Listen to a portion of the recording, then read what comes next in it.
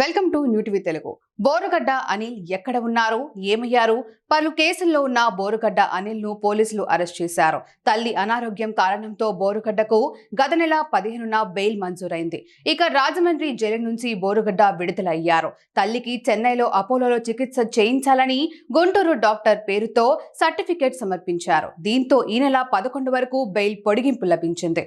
అయితే బోరుగడ్డ సమర్పించిన certificate fake గా గుర్తించారు. Borugadda Anil phone switch off కావడంతో ఇప్పుడు బోరుగడ్డ ఎస్కేప్ వ్యవహారం సంచలనంగా మారింది. కూటమి ప్రభుత్వం ఏర్పాటు తర్వాత బోరుగడ్డ అనిల్ కుమార్ ను గత అక్టోబర్లో పోలీసులు అరెస్టు చేశారు. అప్పటి నుంచి రాజమండ్రి సెంట్రల్ జైలులో రిమాండ్లో ఉన్నారు.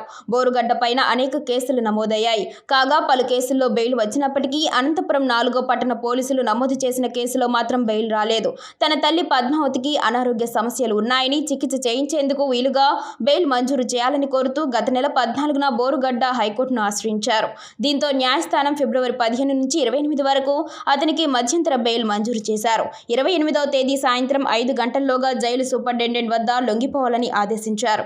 కోర్టు ఆదేశాల మేరకు బోరుగడ్డ అనిల్ బెయిల్ గడువు ముగియగానే జైలు సూపరింటెండెంట్ వద్ద లొంగిపోయారు. తన తల్లికి అత్యవసరంగా చెన్నై అపోలో ఆసుపత్రిలో చేర్చి చికిత్స చేయించాలని గుంటూరు లలిత సూపర్ స్పెషాలిటీ ఆసుపత్రి chief cardiologist PV Raghav Sharma medical certificate ఇచ్చారని పేర్కొంటూ ఆ సర్టిఫికేట్ను ఆయన తరపు న్యాయవాది కోర్టు ముందు ఉంచారు. ప్రస్తుతం ఆమె చెన్నై అపోలో ఆసుపత్రిలో చికిత్స పొందుతున్నారని వివరించారు. కాగా కోర్టుకు సమర్పించిన మెడికల్ సర్టిఫికేట్ నిజమైనదో కాదో అనే సమాచారం తనకు లేదని అసిస్టెంట్ పబ్లిక్ ప్రాసిక్యూటర్ స్పష్టం చేశారు.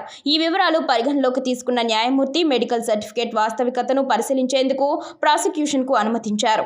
తప్పుడు ధ్రువపత్రం అని తేలితే తగిన చర్యలు తీసుకుంటామని హెచ్చరించారు.